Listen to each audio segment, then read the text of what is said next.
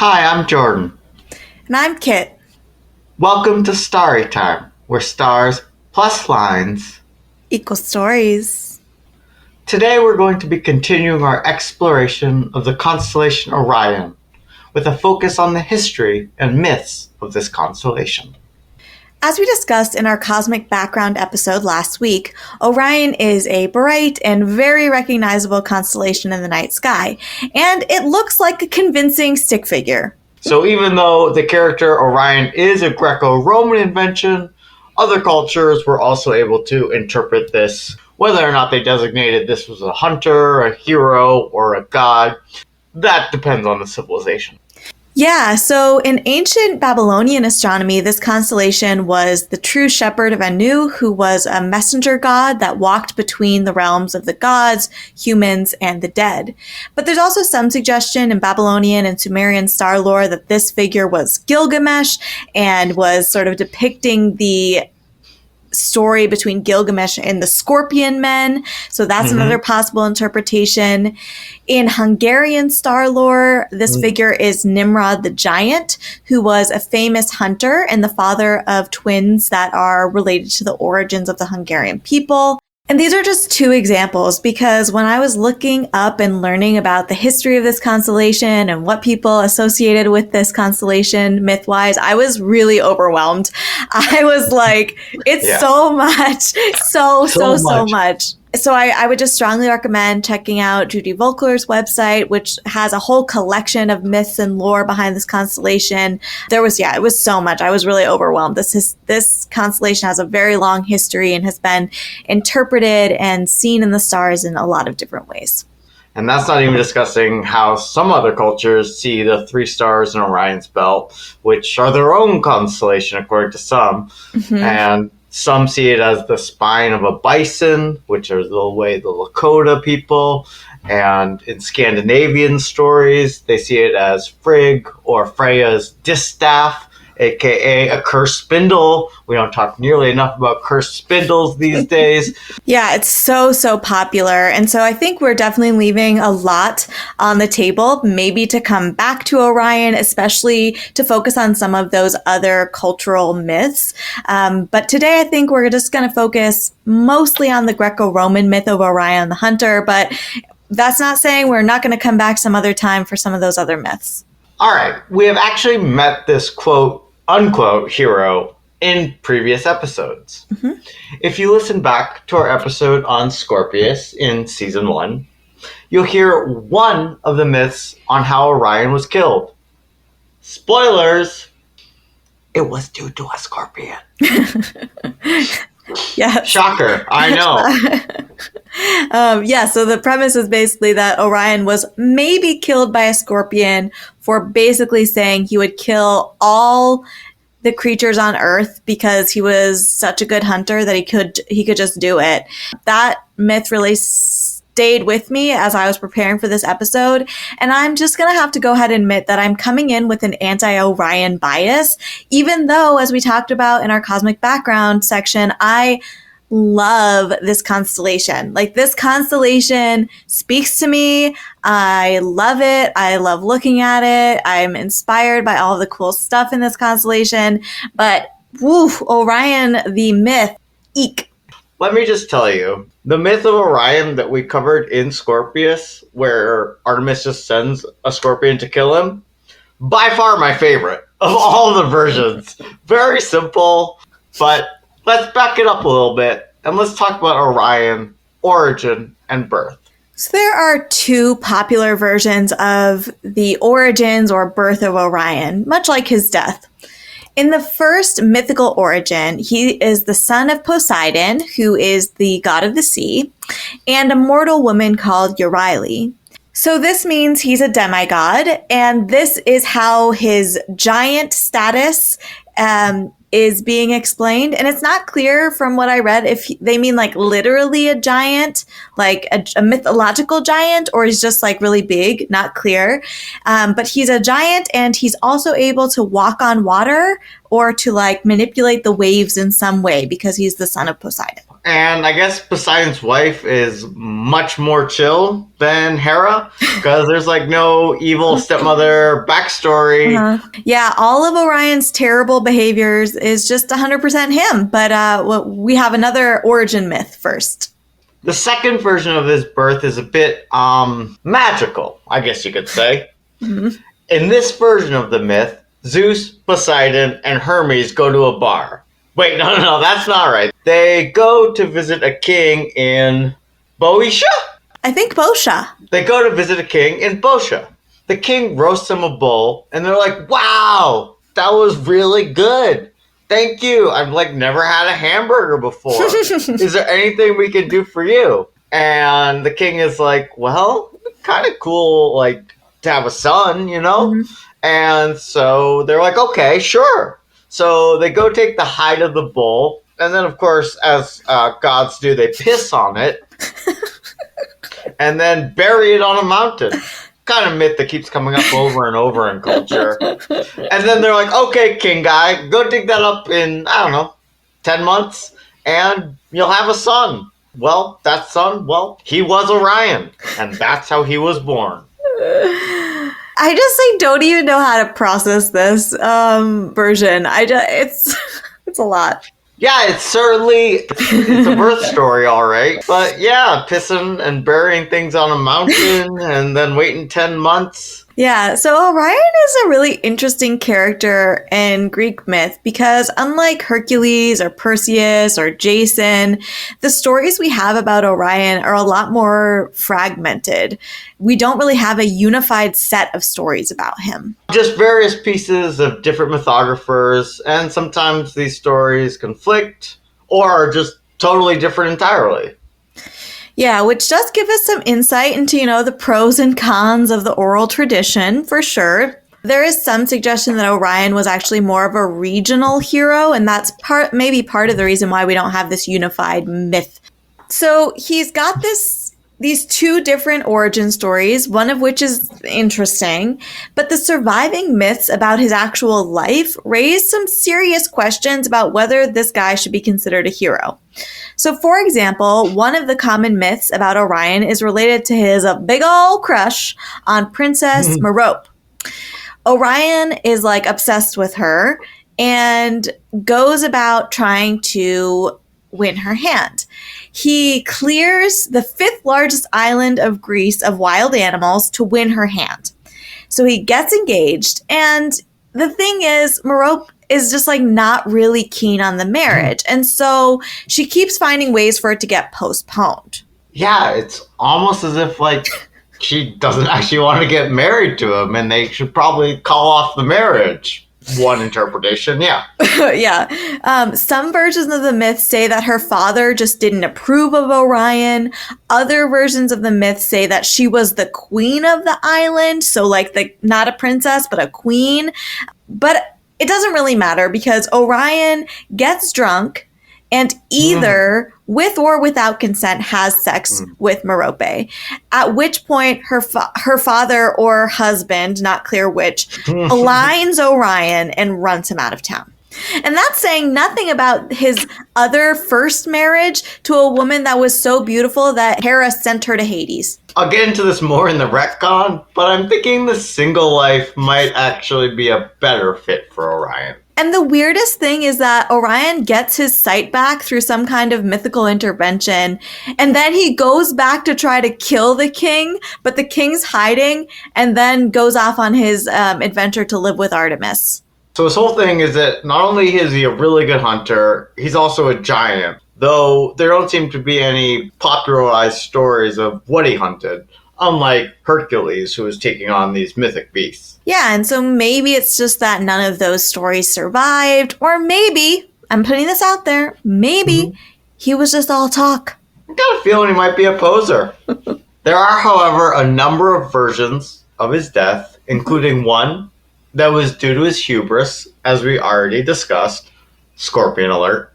Other versions of his death include the goddess of dawn, Eos, falling in love with him and carrying him away. But this made the other gods angry, and so Artemis killed him. Yep, so basically a classic Hera move here from Artemis, killing a mortal for the indiscretions of the gods. Another version of the myth states that Artemis was in love with Orion, and then Apollo killed him or tricked Artemis into killing him out of jealousy or something, like a love triangle type of myth. Which is weird because, again, Apollo is Artemis's twin brother. Very Game of Thrones. A related myth suggests that Orion liked Artemis and she didn't like him back, and so she killed him for trying to make a move or for cheating at a game of discus. Basically the same thing. That's courtship. It's all about your discus game, apparently. Yeah, very unclear how the discus game is involved. It was very confusing. Just like these fragments of myths. We have all these death myths. We got 2 birth myths. And again, very little of him actually doing anything useful. So yeah, I already mentioned the myth with Merope. There's also another famous myth of Orion, which wasn't about him hunting animals, but was actually about him relentlessly pursuing either an Ocean nymph or her 7 daughters, the Pleiades, chasing them for so long that even Zeus was like, come on, bro. Yeah, like, come on. And basically ended up putting them in the sky just so they could escape him.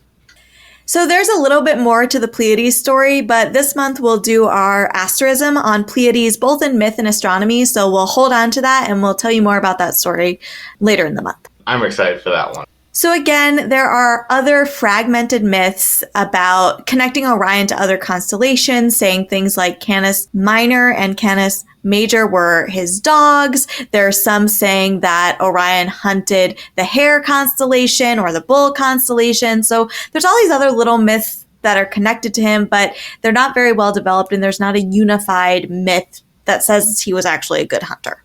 Taken together, I feel like all these myths, with their various interpretations, bring us nicely into what's the point of this guy?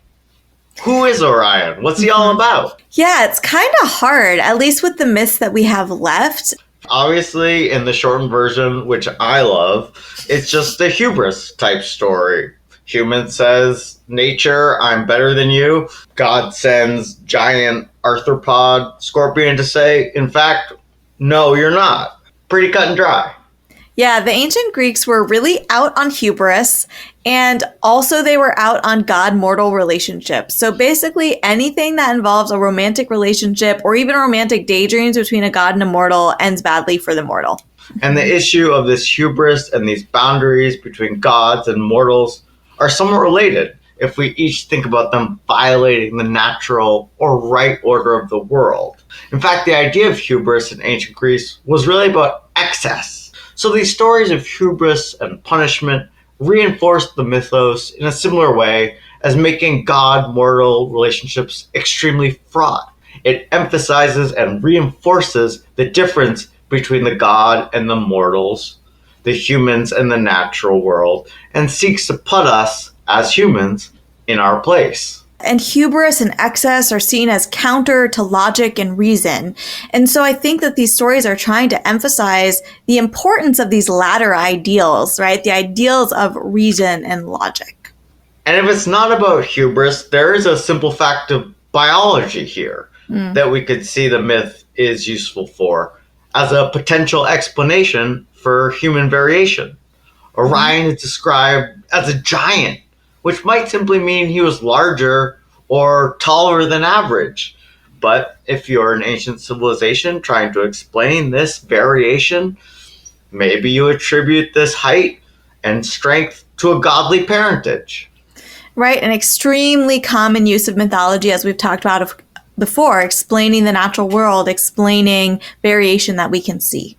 And without more of the heroic stories of Orion, it's kind of hard to know what the purpose of his stories are. Yeah, we just don't really know what the story was trying to get at. But the advantage is that we now have a lot of room to make retcons, to make Orion into a guy that is worthy of his constellation. So let's take a quick break and then let's retconstellation this myth into something good.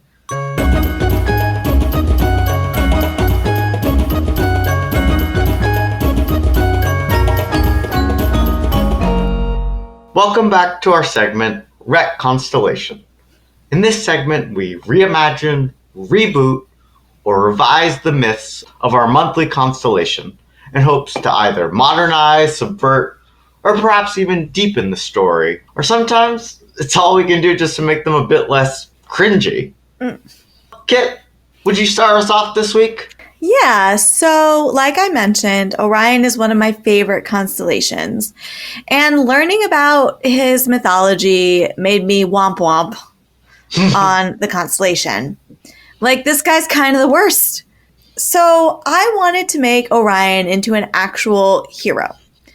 I'm proposing to change Orion into an archer vigilante of the ancient world. So instead of killing animals or harassing people, he's kind of like a Robin Hood / Hawkeye / Green Arrow like character. Except he's most interested in taking out people who hurt animals. He's an amazing archer who protects animals, and that is nice. When he dies, as we all do of old age, or maybe protecting an endangered whale or something, Artemis and Gaia are like, "Good job, Orion," and they put him in the sky to thank him for protecting animals, and that is my retcon, and I love it. I love it too. Well, Orion, just do a total 180 on your personality, and that's what Retconstellations are for. All right, Jordan, you've been talking about your retcons for a little while now, so I'm excited to see where you went with this one. My Retconstellation is that maybe the biggest problem with Orion is that he came too soon. To me, Orion is basically an angsty gamer, but they haven't invented video games yet. So he has to go out and decide to kill everything. So in my retcon, I just want Artemis or Gaia or whoever to give him a PlayStation Greek and Buck Hunter or some other game. And he can just kill, and he can just chill out in his room and kill all the virtual animals he wants until he realizes, maybe this isn't the way I want to live. But yeah, give him time to game out, invest in crypto, and then hope maybe he goes back to school or picks up a trade or tries to make some friends. What I want for Orion is for him to work on those social skills, to find a team of non-toxic people who show you don't need to act this way, this boastful, arrogant way in order to be loved and appreciated. Just chill out. Embrace the simpler things. So my Retconstellation for Orion is just that he meets some good friends. Maybe he realizes that just because you can kill everything doesn't mean you should kill everything. And perhaps he needed, the advantage of the virtual world in order to pursue those hobbies and realize they actually were ultimately pretty unfulfilling. So yes, that's my Retconstellation. Orion in the modern day. Wow. Speechless. Speechless. Wow. Yeah, I love the idea of Orion living out the hunting on virtual creatures instead, and then maybe being like, this is not the way. Yeah, finding some people to surround himself with to make him a better person. I think that's always a good lesson. So we've given our Retconstellations, and we of course asked Oracle AI about Orion. So we started by asking, what is the most popular Orion myth? Which was of course related to the Pleiades. So we will hang on to that for later. So then we asked the Oracle, what's the second most popular myth? Which had to do with the various deaths that we discussed. So we asked the Oracle, what were the problematic elements of these death myths? And the Oracle identified the following. 1, divine intervention and the lack of agency. 2, jealousy and competition. 3, fatal consequences for minor transgressions. And 4, romanticizing unhealthy relationships. Yeah, I don't know about the Oracle here. I mean, shout out to you, ChatGPT, but maybe killing all the creatures in the world is perhaps more than a minor transgression? Perhaps this won't bode well for our future as living organisms when the AI take over. But hey, all right, minor transgression. Moving on. Yeah, I guess the Oracle sees the world differently. So, as usual, we told the Oracle, great, we love your analysis. Now, please retell the myth, addressing the problematic elements that you've developed. So, I'm just going to hand over to you, Jordan, to give voice to the Oracle. In ages past, when gods and mortals shared the world, the mighty hunter Orion formed a close bond with the goddess Artemis. They roamed the wilderness together, their companionship a testament to the harmony between mortal and divine. One day, the earth goddess Gaia, observing their camaraderie, felt just a pang of concern for her daughter Artemis.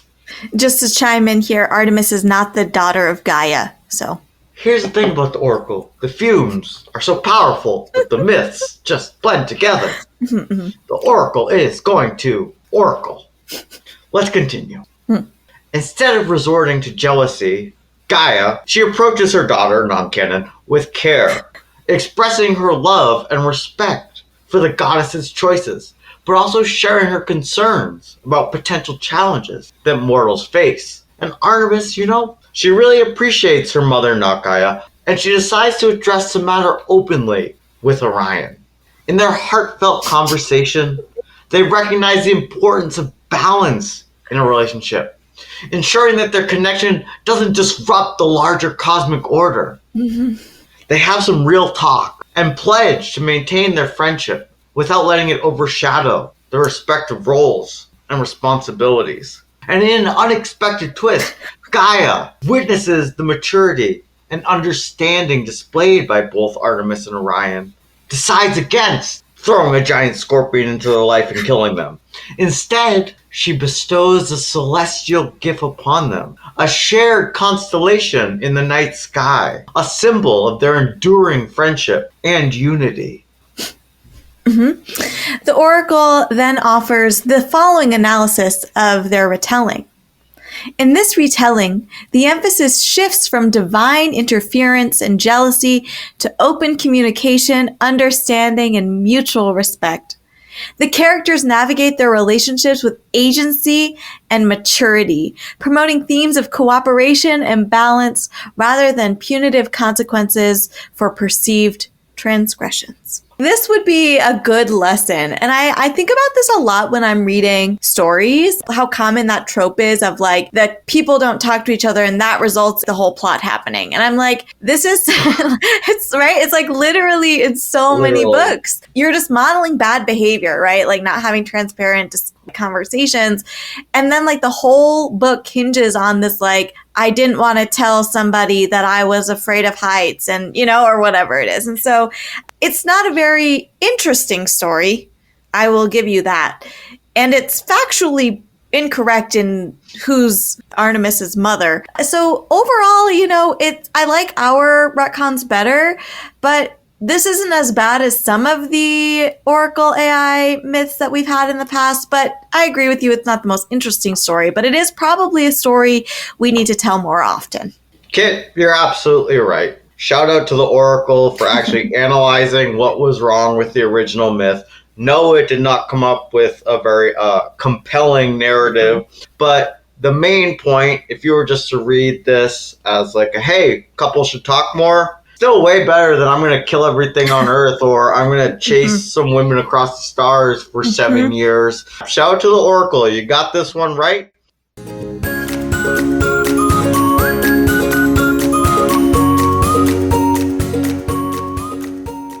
So that brings us to the end of our episode this week.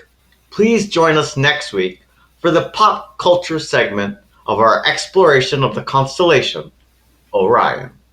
This has been Kit. And Jordan.